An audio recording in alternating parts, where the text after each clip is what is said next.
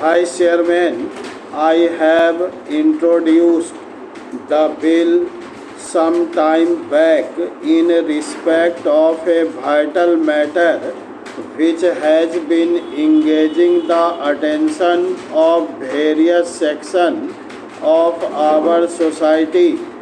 The matter has been discussed by several forums like various political parties, universities, bar association, state governments, and so on.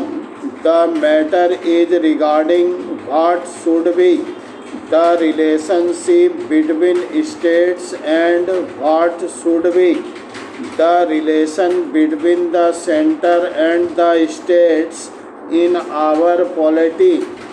The founding father of the Constitution advisedly envisaged a two-tier system of the country, one at the center and another at the state level, and they suggested that there should be a coordinating forum to harmonize relations between the union and the states in various fields. India is a very large country and a centralized administration is not compatible with the diversity or the efficiency needed for such a vast country like ours.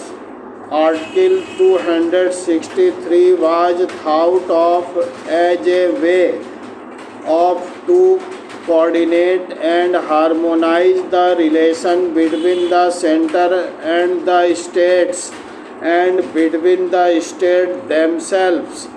Unity and diversity were accepted as natural in a situation like ours, and they provided a device, mechanism, and apparatus to deal with situation which may lead to conflict or controversy between the states and between the union and the states.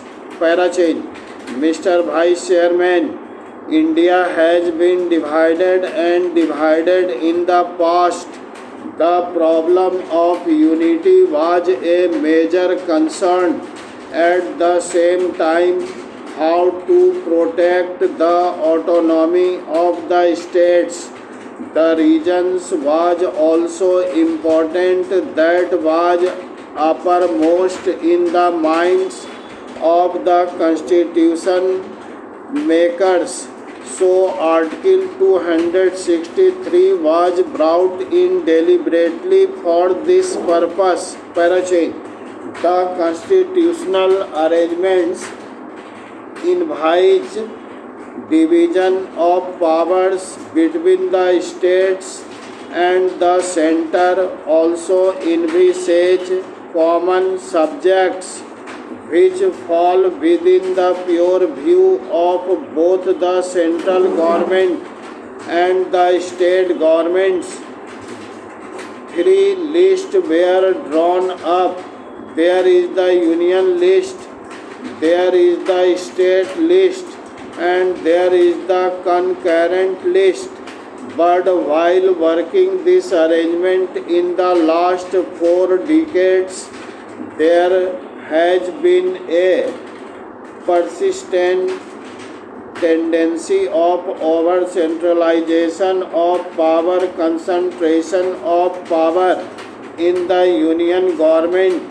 The union government has been slowly and steadily taking over some of the functions, some of the powers which legitimately belong to the state governments. This caused tension naturally between the center and the states to a great extent.